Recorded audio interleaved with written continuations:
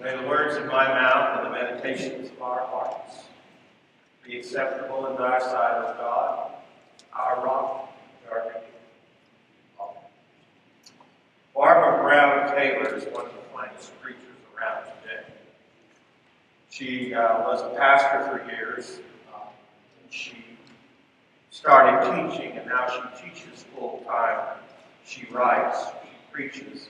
She and her husband live on a small farm in Georgia. The bulk of this message is a story that she's published today. I want to share it with you. I think you'll find it both interesting and insightful. The last time one of my guinea hens hatched her own geese, those are little chicks, they were gone in 2 days. I figured that the gray fox, the black snake, and the red-tailed hawk would live off this land. Held a private meeting and agreed 3 geese apiece. And since guinea hens are such wretched mothers, once these babies leave the nest, the predators have it. They just wait for the hen to go chase some bug and leave her baby struggling in the high grass. And when one of the babies cries out for help, the predators pounce. That's it. Anyone who pays attention knows that Mother Nature takes no prisoners. When I found that same guinea hen sitting on a new clutch of eggs in the meadow below the house, my husband Ed and I formed a plan. We would let her sit right up until the last week, and then we'd steal the eggs away, hatching them ourselves in a borrowed incubator. Unaware of our treachery, Mama Hen risked her life nightly guarding her nest on the ground, while the rest of the flock roosted in the rafters of the barn. She wouldn't even rise to eat. She would wait until the afternoon sun hit the nest just right, warming the eggs just long enough for her to sneak out and find some food and then come back. But one day, one afternoon, 3 weeks into her vigil, she returned to an empty nest. She circled it once to make sure that she had the right place. And then she circled again and finally sat down to guard her phantom clutch until the day that would do the hatch. Late that day, hatch day, Ed called me at work. If you want to be here, you better come. The eggs are cheap. When I walked into the tool shed, he opened the incubator, and I could hear 10 sealed eggs all talking to each other. An hour later, there was a commotion inside one cream-colored egg, and a crack appeared across the top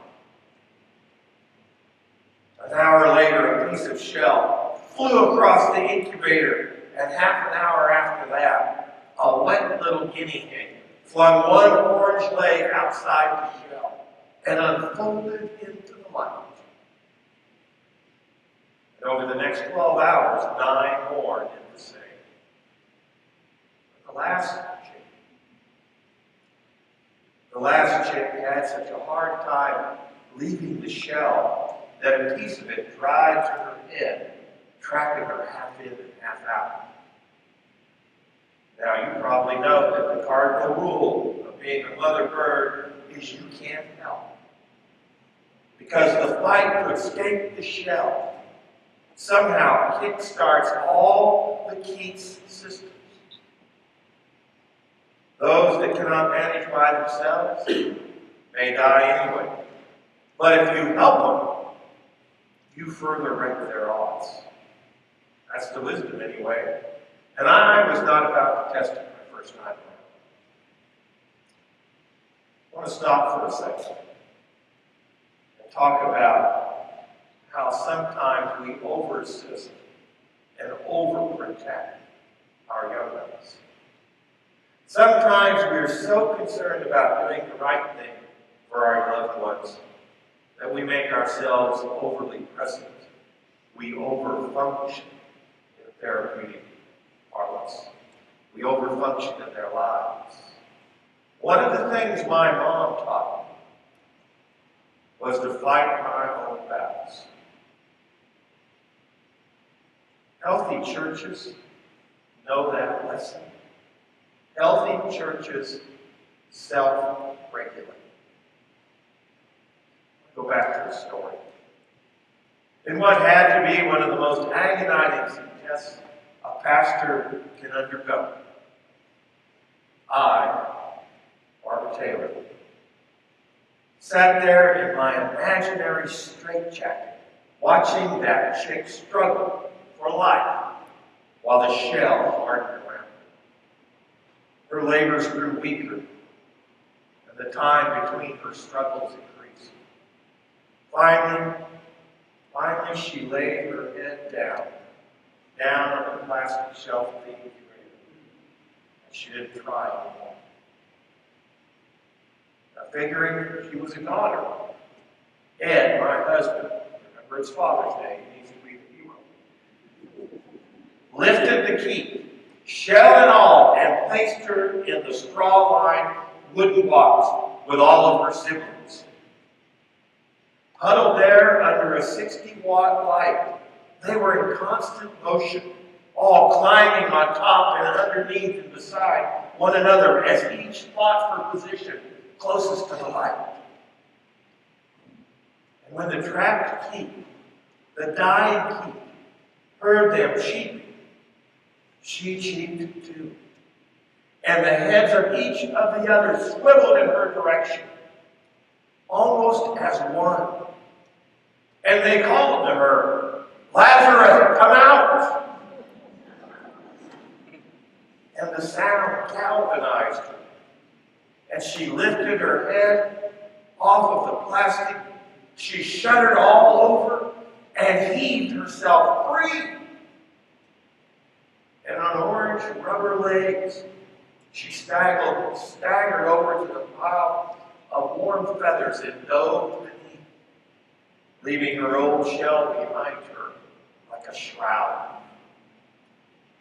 And the other babies, the other kids, they welcomed her by treading on her, stepping on her. It looked harsh, but it turned out to be just what she needed. With 9 pairs of feet, they dried her and revived her better than any Swedish masseur. And a blob of bloody tissue that hung from her head, it looked ominous to me. But her broodmates pecked at it till it was gone, leaving absolutely nothing to separate her from the rest. Healthy congregations take care of one another. Within 1 hour, all of the kids were eating green clove and mini-man. And one by one, they walked over to the red plastic water trough and sipped from it as though they had studied instruction while still in the egg.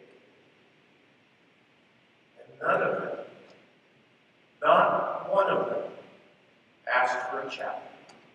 And they didn't even need a mother.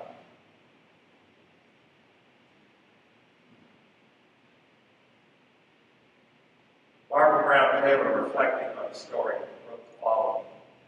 My job, as it turned out, was not to crack shells, extract teats, dry feathers, or pour mash into their mouth. My job was simply to make a safe place, keep the predators away, and let the community do what it already knew how to do. I hope I can remember that the next time I feel the urge to rescue someone from being bored. Healthy churches, healthy congregations, healthy families, healthy communities. Take care of one another. They deal with one another. They self-regulate. My job as a minister on Longbottom is simply to make a safe place, keep the predators away, and let the community do what it already knows how to do. Effective ministers don't overfunction. They let the congregation self-regulate. Is this not the task of the church? Is it not the nature of the church to be in labor, to give birth to new life?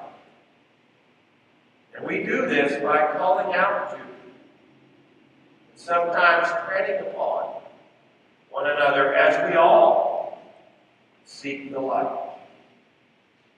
We do this, brothers and sisters, by being encouraged